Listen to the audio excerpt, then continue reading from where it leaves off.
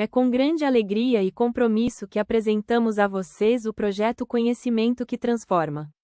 O projeto Conhecimento que Transforma nasce para nos fortalecer como profissionais e equipes, melhorar a nossa comunicação e construir juntos uma cultura de qualidade e confiança com base na segurança do paciente, melhoria contínua e excelência operacional. Contamos com a colaboração de cada um de vocês para fortalecer nossas práticas e garantir a segurança do paciente com excelência. E não se esqueça de, ao final, acessar o QR Code para assinar a lista de presença do nosso treinamento.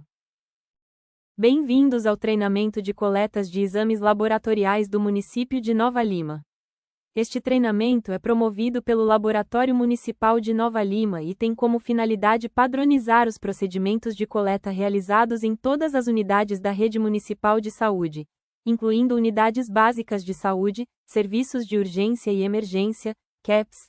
CAPS-AD é acento circunflexo, Programa Melhor em Casa, UPAs e demais unidades que realizam coleta de material biológico. O propósito principal desta capacitação é assegurar que todos os profissionais executem a coleta de forma técnica, segura e uniforme, garantindo a proteção do paciente e do coletor, bem como a qualidade e confiabilidade dos resultados laboratoriais.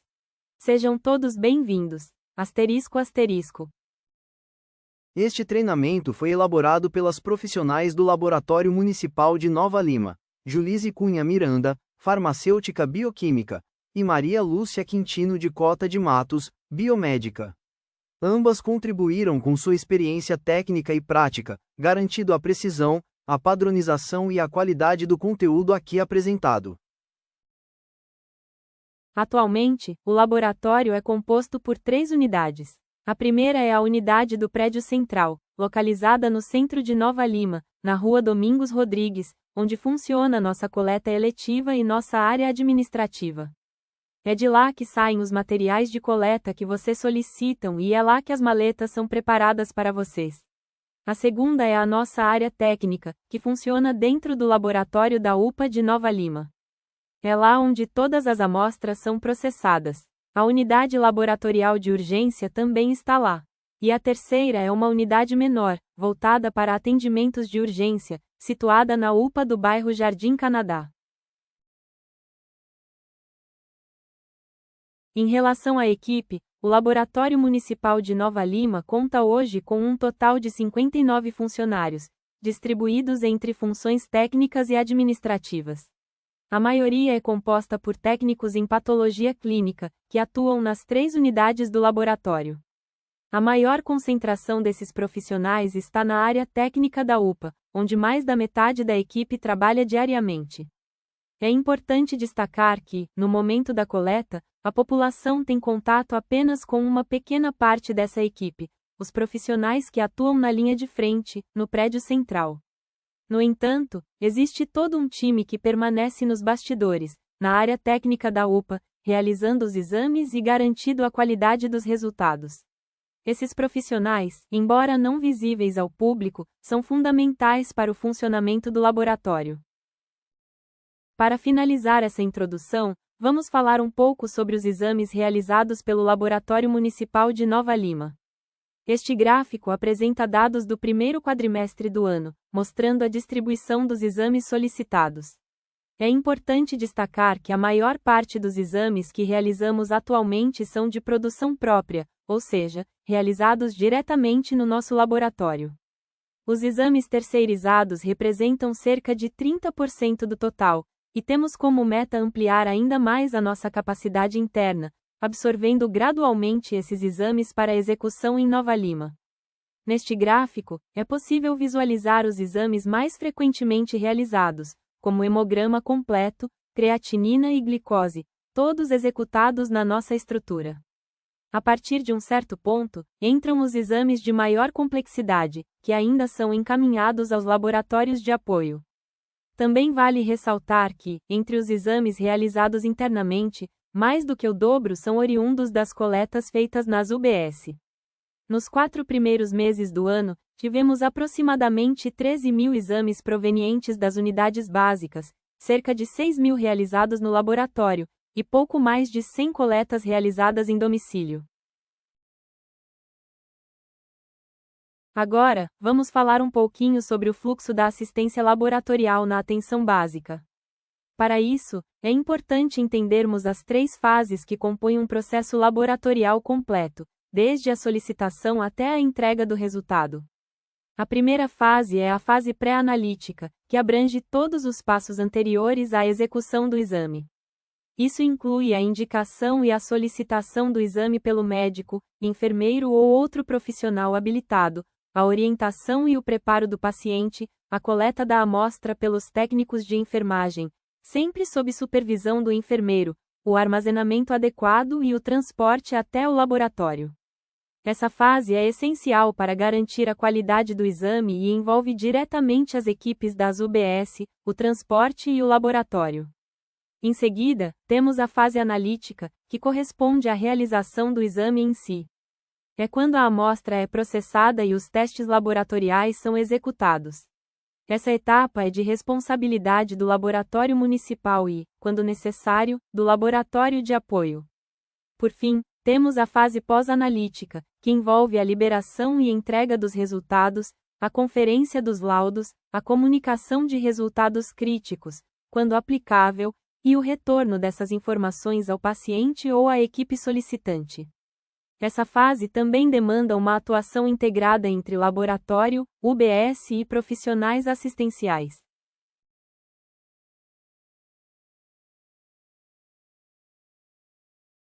A fase pré-analítica é decisiva para a qualidade dos exames e costuma ser subestimada. Identificação correta, preparo do paciente, seleção e preparo dos dispositivos, coleta segura, transporte, embalagem ou posição da amostra, uso adequado da centrífuga e conferência da documentação influenciam diretamente nos resultados e na aceitação da amostra. Embora muitos imaginem que os erros ocorram na execução do teste, apenas 7 a 13% são analíticos, até 93% acontecem fora dela, e cerca de 62,8% concentram-se justamente na fase pré-analítica. Isso ocorre porque envolve muitos pontos de contato: solicitantes, administrativos, coleta, transporte e laboratório.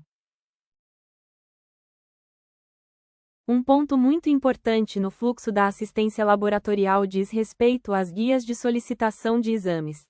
O formulário utilizado para a solicitação deve ser o formulário do SUS. Pode ser SUS Nova Lima ou SUS Rede de especialidades como, por exemplo, de pacientes que fazem acompanhamento oncológico no Hospital das Clínicas, Santa Casa, Baleia. Além disso, a guia deve estar carimbada e assinada pelo profissional solicitante, e não deve conter rasuras. Quando os exames são solicitados por profissionais da nossa rede, o ideal é que as guias sejam emitidas diretamente pelo sistema. Gostaria de reforçar com vocês um ponto fundamental: a divisão de responsabilidades no fluxo laboratorial, especialmente no que diz respeito às equipes técnicas e administrativas das UBS. O agendamento dos exames é de responsabilidade da UBS, a agenda pertence à unidade, e o gerenciamento dessa agenda também deve ser feito pela equipe local. A solicitação dos materiais de coleta também é atribuição da UBS, assim como a execução da coleta e a identificação correta das amostras coletadas. Quanto ao envio do material ao laboratório, essa responsabilidade é compartilhada entre a UBS, a equipe de transporte e o laboratório, cada um com sua parte no processo. E, por fim, é importante lembrar: quando a coleta do material é realizada na UBS, a entrega dos laudos aos pacientes também é de responsabilidade da unidade. E quem é o profissional que assume a responsabilidade técnica pela execução do processo de coleta na unidade básica de saúde? Esse papel é do enfermeiro. O enfermeiro é o profissional de nível superior presente na UBS e é ele quem possui, conforme a legislação da sua profissão, a atribuição legal para ser o responsável técnico pelas atividades de coleta laboratorial. Por isso, é fundamental que o enfermeiro esteja atento a todo o processo, desde a organização da agenda de coletas, o preparo da equipe, até o acompanhamento e supervisão das atividades, garantindo a segurança do paciente e a qualidade das amostras coletadas. Neste próximo slide, temos a tabela de atividades da CBO, a Classificação Brasileira de Ocupações, que apresenta as atribuições formais dos enfermeiros, técnicos e auxiliares de enfermagem. É importante reforçar que a descrição dos cargos desses profissionais no município foi retirado diretamente da CBO, que é o documento oficial que consolida e define as funções e atividades de cada ocupação no país. Essa tabela é essencial para compreendermos com clareza quais são as atividades regulamentadas de cada categoria profissional, especialmente no contexto da coleta de exames laboratoriais, garantindo a atuação dentro dos limites legais e éticos de cada função. Então, sim, coleta de exames laboratoriais é competência dos profissionais da enfermagem. O principal questionamento da equipe de enfermagem tem sido sobre os tubos de coleta, o que colher e como coletar corretamente. Pensando nisso, o laboratório elaborou um material completo, uma tabela, manual com todos os exames realizados e siglas, incluindo os mnemônicos utilizados, o setor responsável pela análise, inclusive aqueles realizados em laboratórios de apoio terceirizados, e o tipo de frasco ou tubo adequado para a coleta. Esse material foi distribuído para as UBS durante as capacitações de agendamento de coleta com os administrativos. Contudo, lançamos uma segunda versão recentemente devido à mudança de laboratório de apoio contratado. Esse material é colorido de acordo com a cor do tubo, facilitando a identificação visual, por exemplo, tubo roxo, amarelo, azul, entre outros. Ele foi desenvolvido para ser uma ferramenta de consulta prática e está sempre disponível para esclarecer dúvidas. Além disso, essa tabela indica os exames que exigem ficha de notificação ou encaminhamento específico, como aqueles enviados à FUNED ou à UFMG, geralmente exames de notificação compulsória feitos pelo Estado. Então, no momento da coleta, é fundamental prestar atenção a alguns pontos importantes. Antes de iniciar, verifiquem se vocês têm em mãos guia de solicitação do exame, pedido médico, o protocolo gerado pelo sistema do laboratório, e as etiquetas de identificação que devem ser fixadas corretamente nos tubos coletados. Além disso, junto com as coletas do dia, vocês vão receber uma listagem completa dos pacientes que foram cadastrados para a coleta naquela data. É fundamental que essa conferência seja feita com antecedência. Não deixem para verificar os pedidos somente no momento da coleta, certo? Isso evita contratempos, garante que todos os materiais estejam prontos e que nenhuma informação importante seja perdida. Caso encontrem qualquer divergência, ausência de pedido ou informação incompleta, comuniquem imediatamente o laboratório, para que o problema seja resolvido antes do início da coleta. No momento da coleta, se algum paciente deixar de coletar algum material, essa coleta será considerada uma pendência.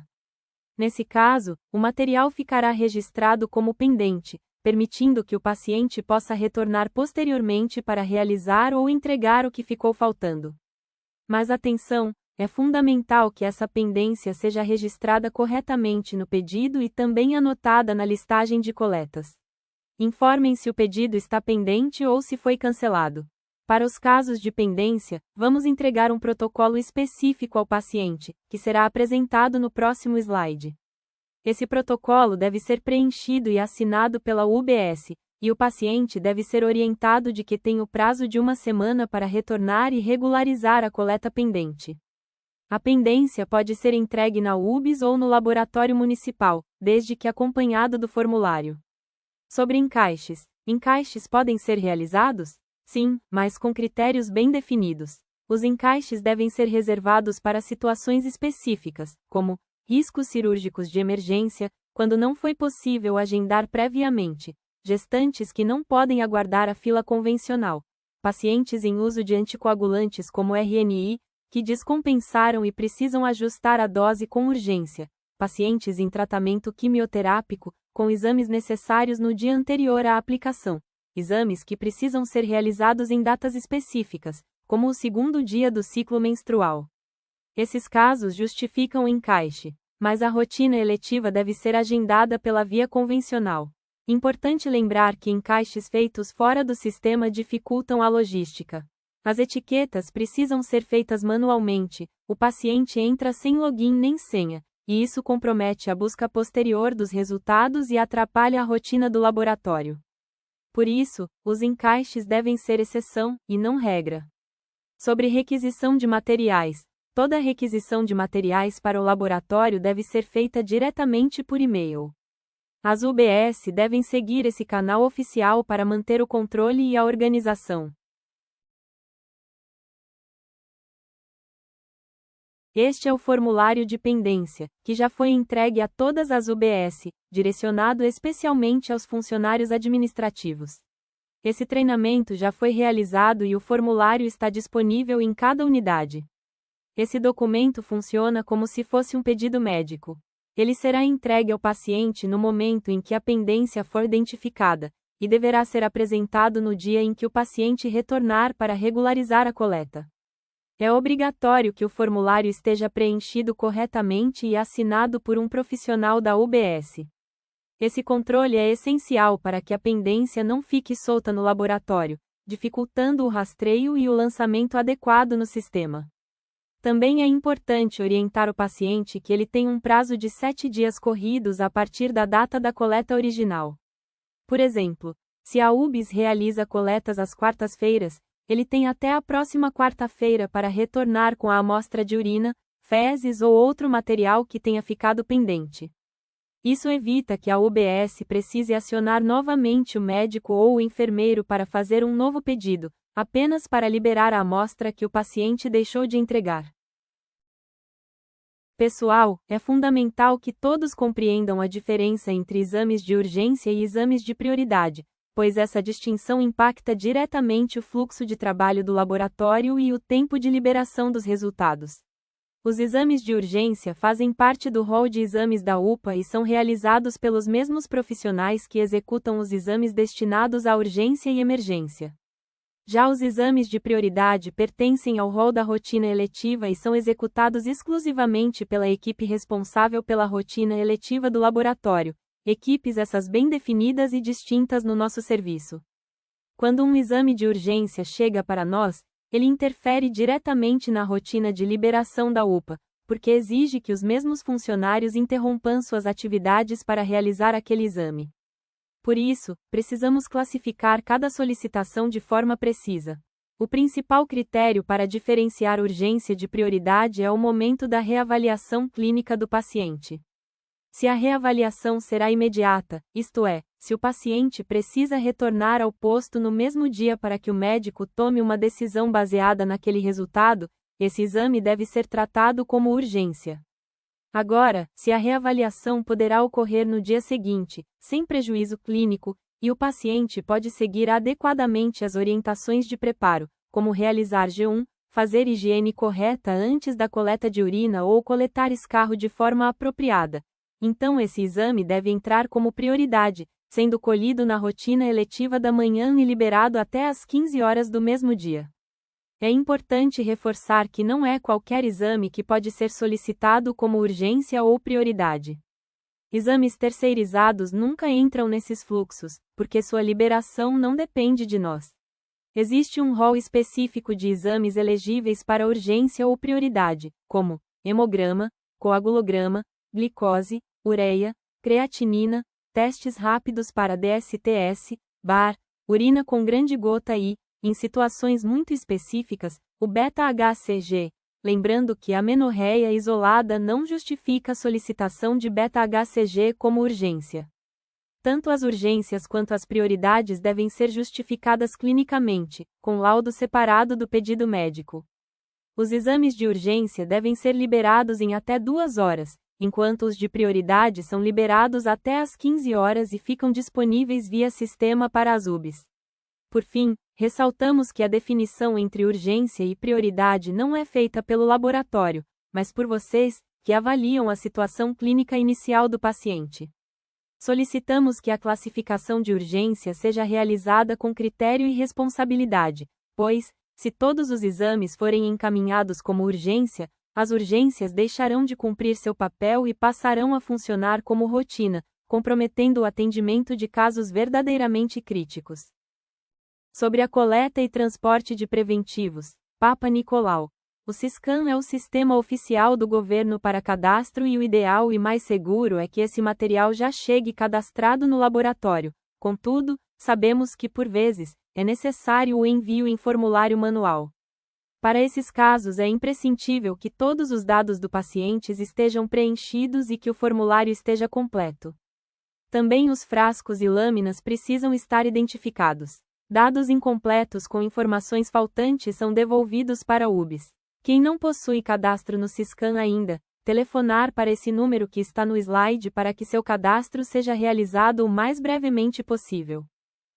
Além disso, é fundamental que os frascos sejam transportados de forma segura. Temos observado, com frequência, que os frascos chegam ao laboratório vazados ou com os pedidos molhados, especialmente quando o pedido é enrolado ao redor do frasco. Para evitar esses problemas, solicitamos que o pedido seja colocado em um saquinho plástico separado do frasco, garantindo sua integridade e legibilidade. Os frascos sejam organizados de maneira estável para o transporte, preferencialmente utilizando a caixinha confeccionada pelas UBS. Caso a caixa não seja enviada, agrupar vários frascos e prendê-los com uma gominha é uma alternativa simples e eficaz, proporcionando muito mais estabilidade do que o transporte de frascos soltos individualmente. A adoção dessas medidas contribui diretamente para a qualidade do processo e para a segurança no recebimento das amostras. A partir do momento em que a coleta é iniciada, precisamos ter atenção redobrada com a identificação do paciente e a conferência dos dados. Assim que o paciente entra na sala de coleta, é necessário realizar a conferência dos seguintes itens: documento de identidade, pedido de exame, comprovante de agendamento e as etiquetas de identificação. É o famoso cara, crachá. Ou seja, olhe para o paciente, olhe para o documento, confira tudo com calma. Nunca devemos perguntar diretamente: você é a Maria? O correto é sempre perguntar: qual é o seu nome? Assim, garantimos que a resposta venha do próprio paciente, sem indução. Além disso, é importante o colhedor se apresentar: olá, meu nome é Fulano. Vou realizar sua coleta. Também devemos verificar a condição de jejum. E, novamente, a pergunta precisa ser feita de forma correta. Não se deve perguntar: você está de jejum? O ideal é perguntar: qual foi o horário da sua última refeição? Deixe o paciente responder com suas próprias palavras. Quando fazemos a pergunta no formato errado, há o risco de o paciente apenas concordar por educação ou insegurança, e isso pode comprometer os resultados.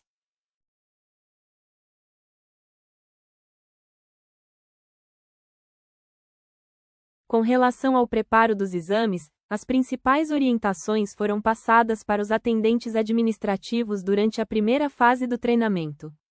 E vamos citá-las mais brevemente aqui.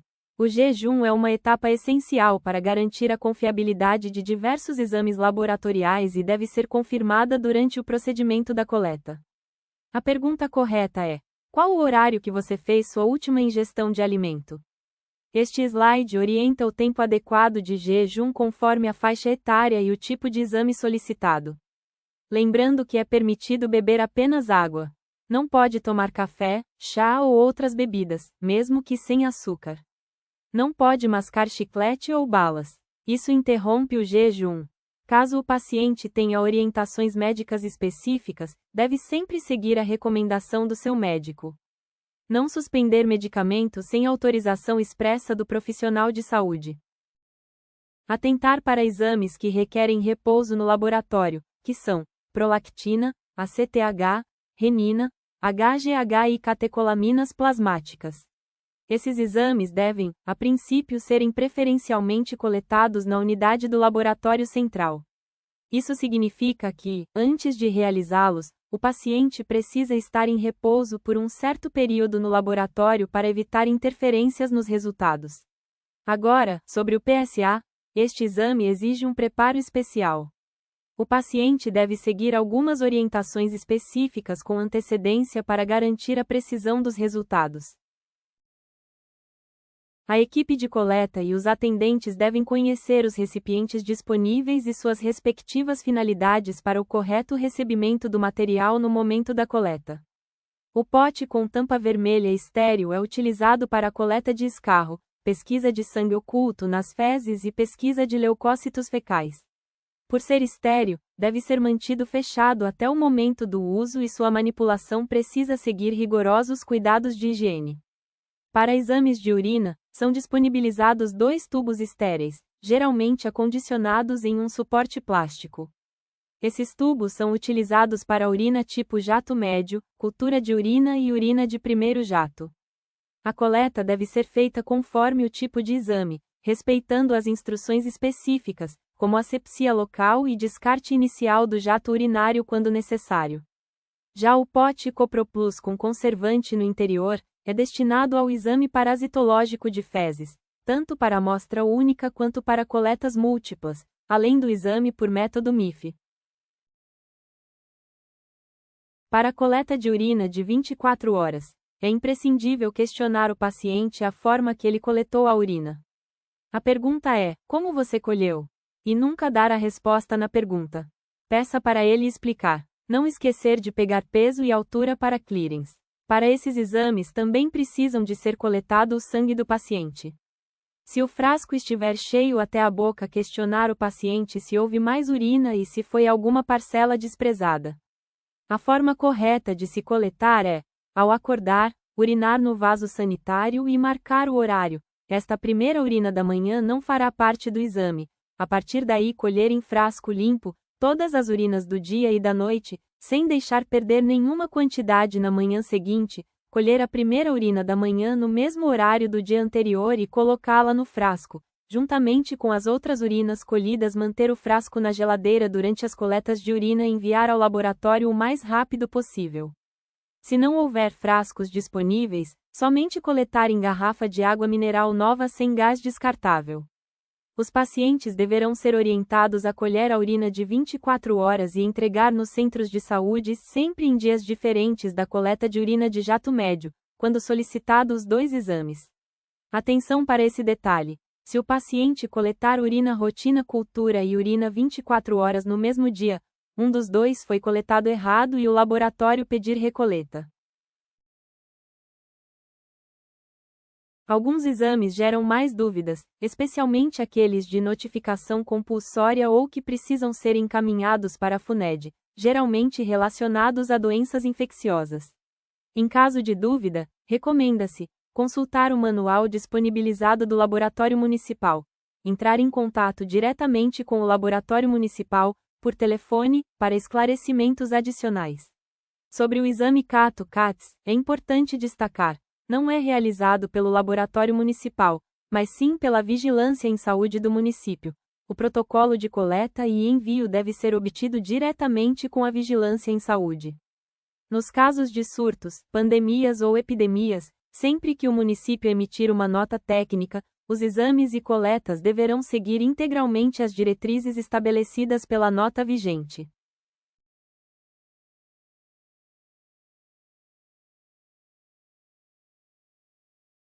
Além disso, preciso frisar que o Laboratório Central somente poderá encaminhar a amostra mediante apresentação da ficha do SINAM devidamente preenchida. Não é o formulário do Forms do Notifica Nova Lima. Após notificação, eu preciso entrar com a senha de administrador da unidade ou pessoal, geralmente a UBS possui, no site do Notifica Nova Lima, nessa última aba escrito "Mais". Os materiais de coleta já devem estar separados e organizados antes do início do procedimento. Então, quais são os materiais que utilizamos com mais frequência? Garrote, agulha para sistema a vácuo, agulha para punção com seringa, dispositivo acoplador, os chamados canhões ou adaptadores do sistema a vácuo, bladstop ou bandagem, seringa, luvas, algodão. Após a verificação da veia, o profissional deve decidir qual agulha e qual sistema de coleta será utilizado naquele momento. O sistema de coleta de primeira escolha é o sistema a vácuo. Isso porque o sistema a vácuo dispensa a transferência manual do sangue para os tubos, o que reduz o risco de contaminação e garante a proporção ideal entre sangue e aditivo, especialmente em tubos com anticoagulantes.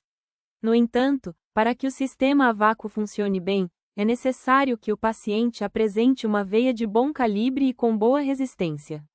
Sabemos que essa não é a realidade de todos os pacientes, especialmente idosos, crianças, pacientes com difícil acesso venoso.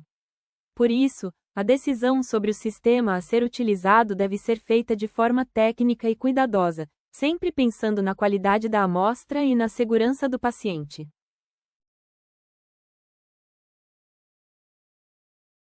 Esses são os principais tubos de coleta utilizados atualmente na nossa rotina laboratorial. Os tubos mais comuns na rotina são tampa vermelha e amarela, para bioquímica, sorologia, hormônios e outros exames diversos. Tampa roxa, EDTA, utilizado principalmente para hemograma e exames hematológicos. Tampa azul claro, citrato de sódio, utilizado para exames de coagulação sanguínea, como TAP, tempo de protrombina, e PTT, tempo de tromboplastina parcial ativada. Além dele, temos os tubos utilizados em situações específicas, como na coleta terceirizada.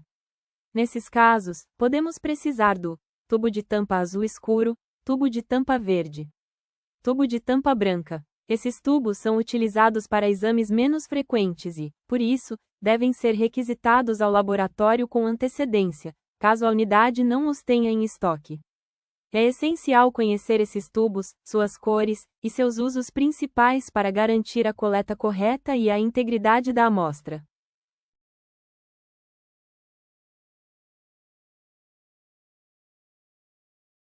Quando o paciente possui mais de um exame solicitado e estes exames necessitam de materiais diferentes que devem ser coletados em recipientes diferentes, deve-se obedecer uma sequência para a coleta dos materiais, para que não haja contaminação cruzada dos aditivos, garantindo a integridade da amostra, resultando em diagnósticos mais confiáveis. Seguimos a padronização do Instituto de Padrões Clínicos e Laboratoriais, CLSI. Deve-se evitar puncionar áreas queimadas ou com feridas, pois essas condições comprometem a integridade da pele e aumentam o risco de infecção. Em casos de pacientes que passaram por mastectomia, é contraindicado coletar amostras no braço do lado operado, uma vez que essa região pode apresentar comprometimento linfático, aumentando o risco de linfedema. Se a mastectomia foi realizada nos dois lados, coletar no braço do lado que foi feita primeiro. Também não se deve realizar a punção no mesmo braço que contém um acesso venoso em uso, como um catéter ou acesso periférico, pois isso pode interferir nos resultados laboratoriais e na integridade do acesso. Não deve-se puncionar veias trombosadas, pois elas geralmente são rígidas e não têm retorno sanguíneo. A manipulação do local pode desencadear um processo inflamatório, flebite, e pode agravar o risco de infecção local e o risco de embolia. É importante destacar que o procedimento deve ser interrompido imediatamente se o paciente relatar sensação de choque elétrico, o que pode indicar lesão nervosa, ou se houver formação de hematomas, o que sugere extravasamento de sangue para os tecidos. Tempo de garroteamento. O garrote não deve permanecer aplicado por mais de 1 minuto. Um tempo prolongado pode causar hemoconcentração, alterando os níveis de alguns analitos, como potássio, proteínas e cálcio, o que compromete a fidedignidade dos resultados laboratoriais. Não deve-se apertar intensamente o garrote para não interromper o fluxo sanguíneo. O fluxo sanguíneo deve ser mantido para que a circulação sanguínea continue adequada, prevenindo dor, lesões e alterações laboratoriais. Estimulação da veia. No momento do garroteamento, solicite que o paciente feche a mão suavemente, sem fazer força excessiva. Isso auxilia na dilatação da veia e facilita a punção, sem interferir na composição da amostra. Antisepsia adequada. A limpeza da pele deve ser feita com álcool 70 em movimento circular, iniciando do centro para a periferia, cobrindo toda a área da punção. Esse movimento ajuda a remover micro-organismos da região a ser puncionada. Tempo de secagem do álcool. É imprescindível aguardar o álcool secar naturalmente, sem assoprar ou tocar a pele, garantindo sua ação antisséptica completa e evitando ardência ou desconforto no momento da punção. Durante a punção venosa, o conhecimento anatômico das principais veias do membro superior é fundamental para garantir uma coleta segura, eficaz e confortável para o paciente. A escolha do vaso ideal deve considerar critérios como acessibilidade, calibre, mobilidade da veia e risco de complicações. Destacam-se as veias mais comumente utilizadas: veia mediana cubital, ou veia cubital mediana. É a veia mais indicada para coleta por ser superficial, geralmente bem visível e estável, o que facilita a punção e reduz o risco de desvio da agulha. Vantagens: menor número de terminações nervosas e menor risco de hematomas. Veia cefálica é uma boa alternativa quando a veia mediana cubital não está acessível. Atenção: pode ser mais profunda em alguns pacientes e de difícil palpação. Veia basílica, apesar de visível, deve ser evitada como primeira opção por estar próxima de estruturas nervosas e arteriais. Riscos: maior chance de complicações como lesão de nervos ou artérias, principalmente em punções profundas. Além dessas, existem veias acessórias e antebraquiais que podem ser utilizadas em situações específicas, especialmente em pacientes com acesso venoso difícil. No entanto, sempre que possível, priorize a fossa antecubital pelas suas condições anatômicas mais favoráveis.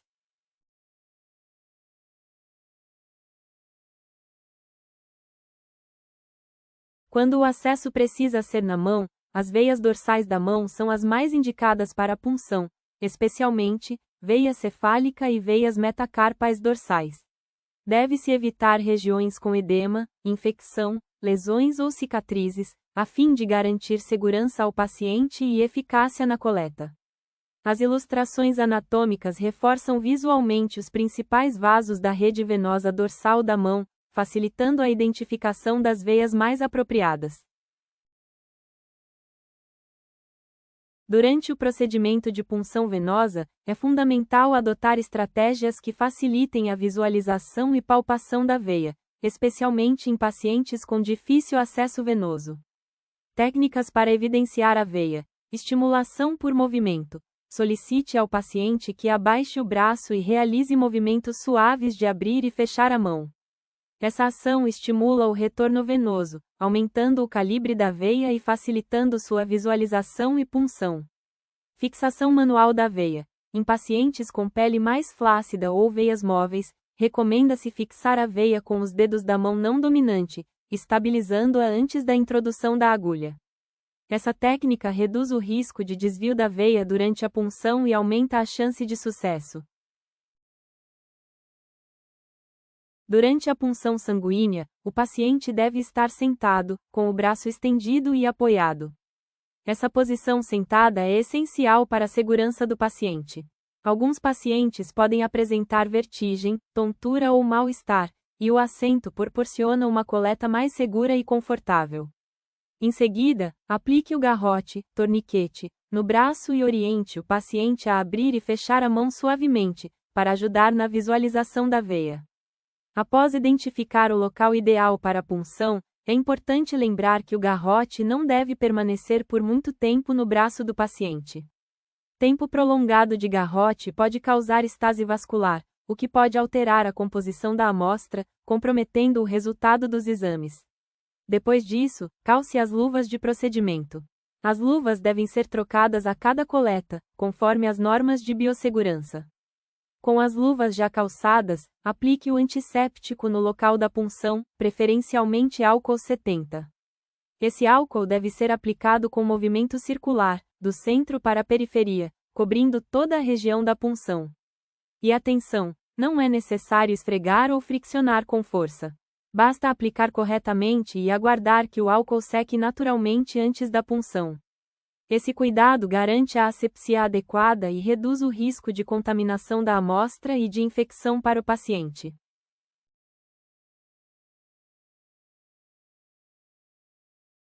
Aqui a visualização da coleta sanguínea com dispositivo acoplado, canhão. O canhão deve ser posicionado com a agulha em um ângulo de aproximadamente 15 a 30 graus em relação à pele, facilitando o acesso à veia com menor risco de transfixação. O braço do paciente deve estar ligeiramente abaixo do nível do coração, posição descendente, o que favorece o retorno venoso e facilita a punção. Após a punção bem-sucedida, realiza-se o acoplamento do primeiro tubo de coleta, que deverá ser preenchido de acordo com o vácuo do tubo.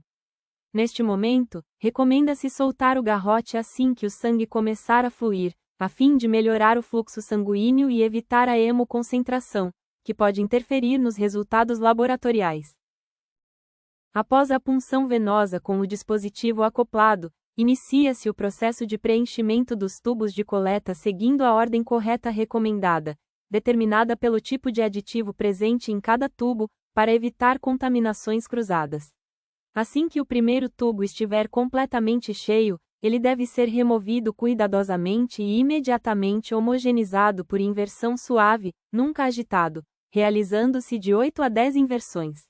Esse processo deve ser repetido a cada tubo coletado, garantindo que o aditivo presente no interior do tubo se misture adequadamente com o sangue, evitando formação de coágulos ou alterações nos parâmetros laboratoriais. O procedimento segue com a introdução dos próximos tubos, sempre respeitando a ordem de coleta. Ao finalizar o preenchimento do último tubo, este deve ser removido primeiro, e somente após isso deve-se realizar o desacoplamento do canhão da agulha, evitando vazamentos e desconfortos ao paciente. Ao final da coleta, posicione uma gaze ou algodão sobre o local da punção, remova cuidadosamente a agulha e proceda imediatamente ao descarte correto, sempre utilizando o recipiente apropriado para material perfuro cortante.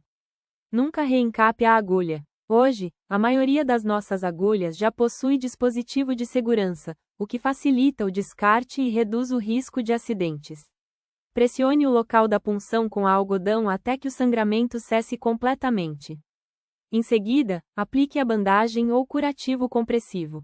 É muito importante orientar o paciente que ele mantenha a compressão, não dobre o braço, pois isso pode provocar hematoma, e que a bandagem deve permanecer por cerca de 15 minutos. Finalize anotando no pedido a hora exata da coleta e o nome do colhedor. E, por fim, identifique o tubo na frente do paciente, com a etiqueta correspondente, garantindo segurança e rastreabilidade da amostra. Na coleta com seringa e agulha, alguns cuidados são essenciais para garantir a segurança do procedimento e a qualidade da amostra. Primeiro, é necessário certificar-se da conexão correta entre a agulha e a seringa. Verifique se o conjunto está bem encaixado, para evitar vazamento de sangue ou desprendimento da agulha durante a punção. Em seguida, expulse o ar da seringa. Faça movimentos suaves com o êmbolo, de cima para baixo, de dentro para fora, para liberar todo o ar e garantir que a punção ocorra com leveza, sem resistência. Firme o braço do paciente e realize a punção com o bisel da agulha voltado para cima, para que a entrada seja precisa e a veia esteja bem visualizada. Durante a aspiração, puxe o êmbolo de forma lenta e controlada, para evitar o colapso da veia e a hemólise da amostra, que pode comprometer os resultados. Assim que o sangue começar a fluir, afrouxe o torniquete para evitar a estase venosa. Depois da coleta, é hora de transferir o sangue da seringa para os tubos de forma segura. O ideal é remover a agulha da seringa, abrir o tubo e deixar o sangue escorrer pela parede interna do tubo, sem contato direto com o fundo. Isso evita espuma, turbulência e hemólise. Feche o tubo e realize de 8 a 10 inversões suaves para homogeneizar o conteúdo.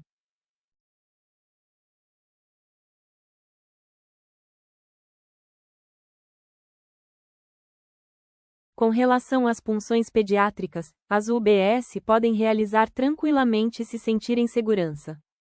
A maca é recomendada para bebês e crianças menores. A criança é colocada deitada de barriga para cima. Um braço do bebê deve ser mantido junto ao corpo, com a mão do responsável sobre o tórax e o braço do bebê. As pernas devem ser contidas com uma das mãos do responsável ou com auxílio de uma manta ou lençol. Apenas o membro a ser puncionado deve ficar livre. Essa abordagem busca garantir a segurança e imobilização adequada, evitando movimentos bruscos durante a coleta.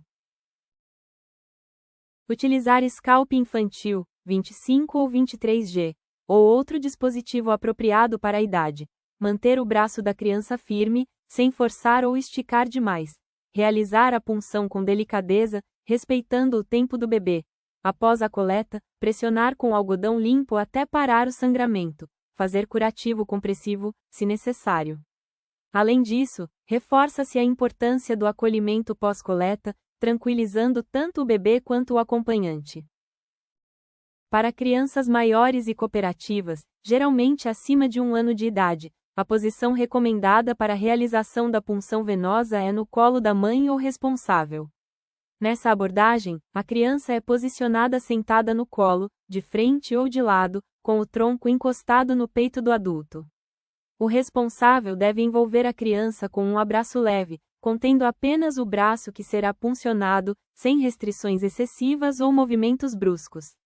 Essa postura tem como principais objetivos: reduzir o medo e a ansiedade da criança, estimular sua colaboração durante o procedimento, promover conforto emocional por meio do contato físico com uma figura de segurança.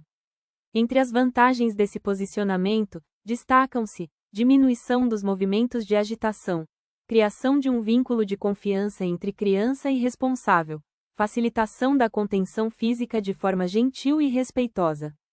Além de ser tecnicamente eficaz, esse tipo de abordagem humaniza o atendimento pediátrico, proporcionando mais tranquilidade para a criança, o responsável e o profissional de saúde, e reduzindo o risco de traumas emocionais associados ao momento da coleta. Após a coleta, pressionar o local com gaze limpa até cessar o sangramento. Aplicar curativo compressivo, se necessário. Este quadro traz orientações universais, que devem ser seguidas independentemente da posição adotada. Nunca forçar ou conter com agressividade. Sempre explicar o que será feito, inclusive aos bebês, com tom suave, solicitar auxílio de outro profissional, se necessário, para garantir estabilidade. Garantir conforto após a coleta com elogios, distrações e carinho. A punção arterial para a coleta de sangue é considerada um procedimento invasivo de alta complexidade técnica, com riscos associados à manipulação de vasos arteriais. De acordo com a Resolução COFEN número 703 de 2022, esse procedimento é privativo do profissional enfermeiro.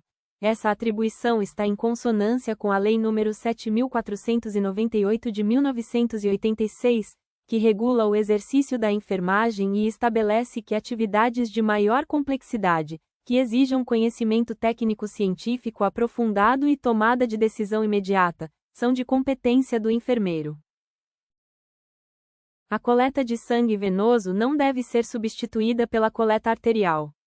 Deve-se considerar que o sangue arterial possui composição diferente, especialmente em gases e alguns metabólitos, e a maioria dos exames laboratoriais é padronizada para amostras de sangue venoso, tornando o uso de sangue arterial inadequado para grande parte dos testes de rotina. Diante disso, a coleta arterial só é indicada para o exame de gasometria arterial. Por esse motivo, vou destacar alguns pontos importantes da coleta de exames para gasometria, relacionados às questões técnicas analíticas.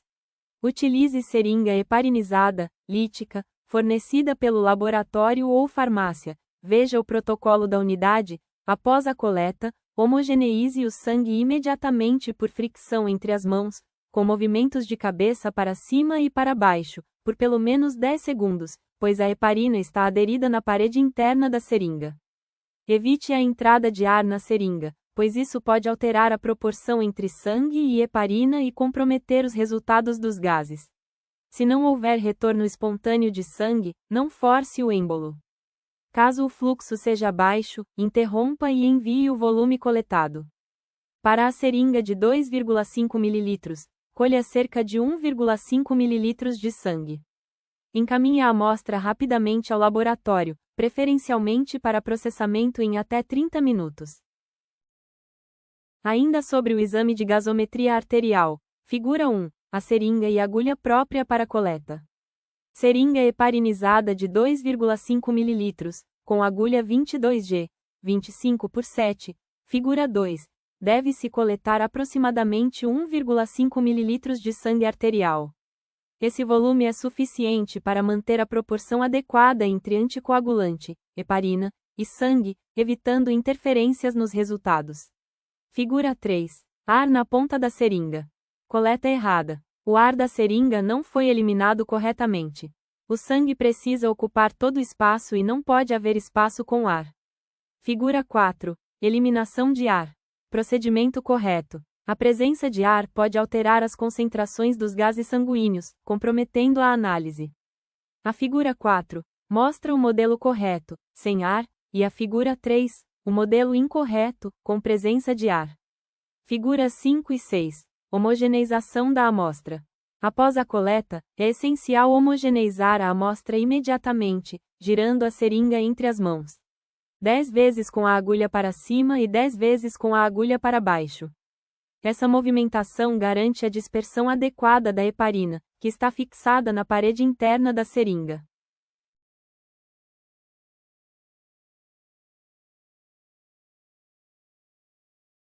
Durante a coleta venosa das unidades e armazenamento das amostras laboratoriais, é fundamental manter cuidados que garantam a estabilidade dos analitos e a confiabilidade dos resultados.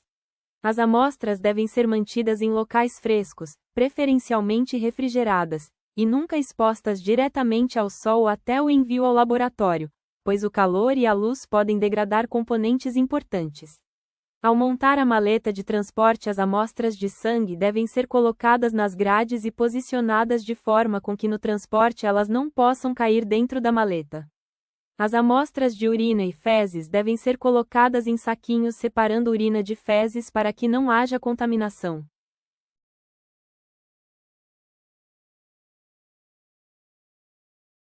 Na coleta com tubos de citrato, é fundamental respeitar o volume indicado na marcação do tubo.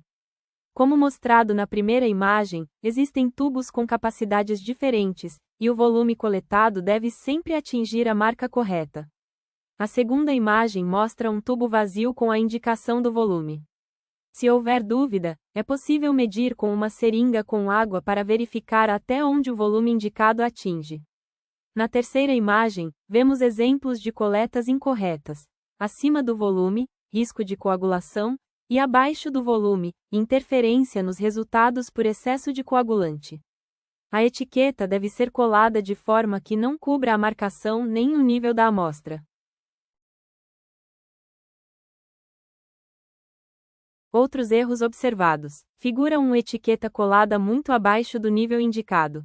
Quando a etiqueta é posicionada muito próxima do fundo do tubo ou frasco, os equipamentos automatizados de leitura óptica não conseguem identificar corretamente o código de barras, resultando em falhas no cadastro ou na análise da amostra. Figura 2. Etiqueta colada sobre o conteúdo da amostra. Cobrir visualmente a amostra com a etiqueta impede a inspeção visual do material.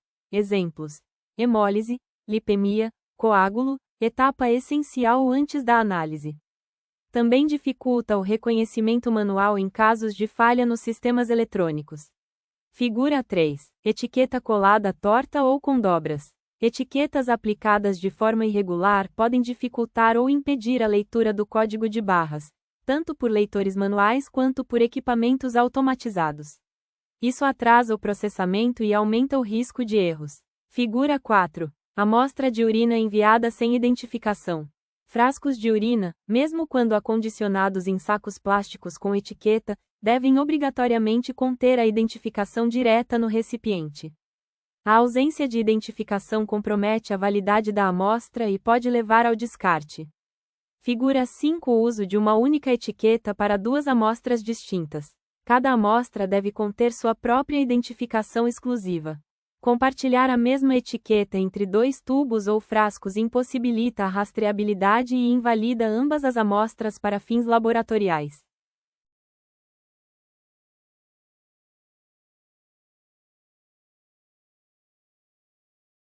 Figura 1. Etiqueta colada na horizontal. Etiquetas coladas na horizontal impedem a leitura do código de barras, tanto por leitores manuais quanto por equipamentos automatizados. Isso atrasa o processamento e aumenta o risco de erros. Figura 2. Etiqueta de exames trocados. Deve-se conferir o exame na etiqueta para colocar no material correto. A troca de etiquetas inviabiliza o processamento das amostras nos equipamentos automatizados, pois, ele não reconhece o código de barras e não libera o resultado, aumentando o risco de erros. Ainda sobre identificação. Figura 1. Etiquetas devem ser coladas no corpo do frasco e nunca na tampa do frasco. Figura 2. A identificação deve acontecer na amostra e jamais no saquinho. E claro, em ambas as fotos, amostras biológicas não devem ser manipuladas sem luvas de proteção individual. Essa é a forma correta de colocar a etiqueta no tubo, com código de barras na vertical em cima da etiqueta primária, possibilitando a visualização da amostra. A hemólise acontece quando as células do sangue, chamadas hemácias, se rompem e liberam substâncias como a hemoglobina para a corrente sanguínea. Isso pode acontecer por erro na coleta, transporte inadequado da amostra ou uso de materiais incorretos. A hemólise altera o resultado de vários exames, porque os componentes que estavam dentro das células se misturam com a parte líquida e interferem nas medições. Quando uma amostra de sangue está hemolizada, ela fica com uma coloração avermelhada porque o conteúdo das hemácias, principalmente a hemoglobina, vazou para fora das células. A hemoglobina é naturalmente colorida e, quando misturada ao soro ou plasma, muda a cor da amostra. Nos exames colorimétricos, o laboratório mede a concentração de substâncias com base em reações químicas que produzem uma cor específica. O equipamento lê essa cor para dar o resultado. Se a amostra já está com uma cor alterada pela hemólise, o equipamento pode interpretar essa cor de forma errada, como se houvesse mais da substância que está sendo analisada. Isso causa resultados falsamente aumentados, comprometendo a confiabilidade do exame.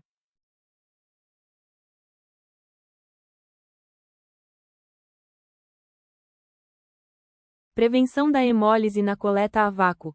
Para evitar a hemólise durante a coleta de sangue, é importante seguir alguns cuidados. Deixe o álcool secar totalmente antes da punção, para não agredir as células do sangue. Evite agulhas finas demais, pois podem romper as hemácias. Mantenha o bisel da agulha voltado para cima e insira com um ângulo adequado, até 30 graus. Evite volumes incorretos no tubo. Tanto excesso quanto falta de sangue afetam a proporção com o anticoagulante, podendo causar hemólise.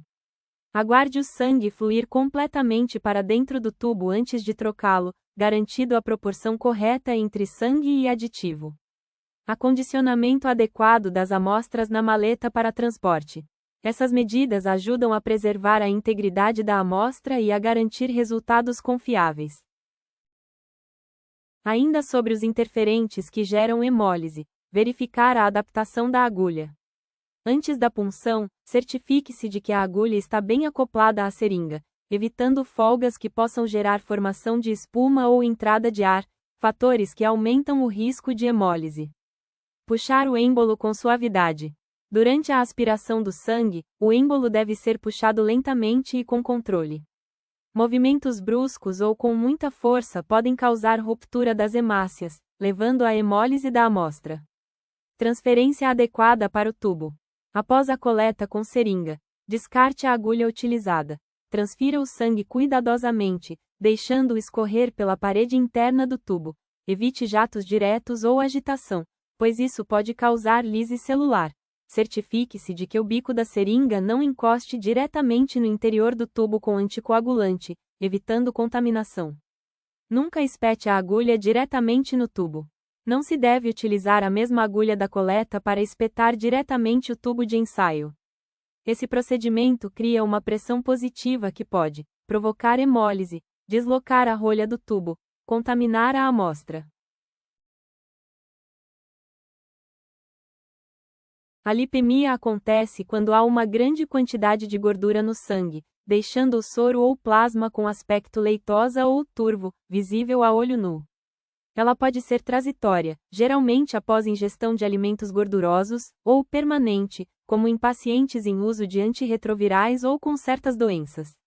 Para evitar esse interferente nos exames, é essencial respeitar o jejum recomendado para cada tipo de exame e não coletar amostras de pacientes que comeram alimentos gordurosos nas últimas 4 horas. A lipemia é facilmente reconhecida pela aparência leitosa, turva ou esbranquiçada do soro ou plasma, como visto na imagem. Essa alteração visual ocorre devido ao excesso de lipídios, gorduras, na amostra. Enquanto um soro normal é amarelo translúcido, a amostra lipêmica apresenta-se opaca e esbranquiçada, dificultando ou até impedindo a realização de diversos exames laboratoriais, principalmente os que dependem de leitura óptica ou reações colorimétricas. Por isso, é essencial seguir corretamente o G1 recomendado antes da coleta para evitar interferências como essa. A recoleta dos exames laboratoriais é uma realidade que gera impactos negativos não apenas para o laboratório e toda a sua rede de saúde, mas principalmente para o paciente. Esse processo compromete a experiência do paciente, gera retrabalho e gastos desnecessários. Estudos e dados internos apontam que a fase pré-analítica é responsável por aproximadamente 70% das recoletas realizadas, o que reforça a importância de uma gestão eficiente dessa etapa. O gráfico a seguir evidencia os principais motivos de recoleta registrados no último trimestre no Laboratório Municipal de Nova Lima, destacando as principais causas como: nosso campeão das recoletas é a amostra hemolizada disparadamente na frente. Na sequência temos amostra coagulada, amostra imprópria, amostra que o laboratório conveniado solicita para recoleta, volume inadequado, dentre outros. Para reduzir a incidência de recoletas e aprimorar a qualidade dos resultados, algumas ações estratégicas estão sendo implementadas: capacitação contínua da equipe de coleta, garantindo padronização, eficiência e segurança no processo, melhoria da comunicação com os pacientes, oferecendo orientações claras e acessíveis, padronização dos processos, assegurando o cumprimento de todas as etapas, monitoramento dos indicadores de recoleta, possibilitando a identificação das principais causas e o desenvolvimento de ações de melhoria contínua. Minimizar as recoletas é um compromisso com a segurança do paciente, excelência assistencial e eficiência operacional, pilares fundamentais para fortalecer a qualidade dos serviços laboratoriais.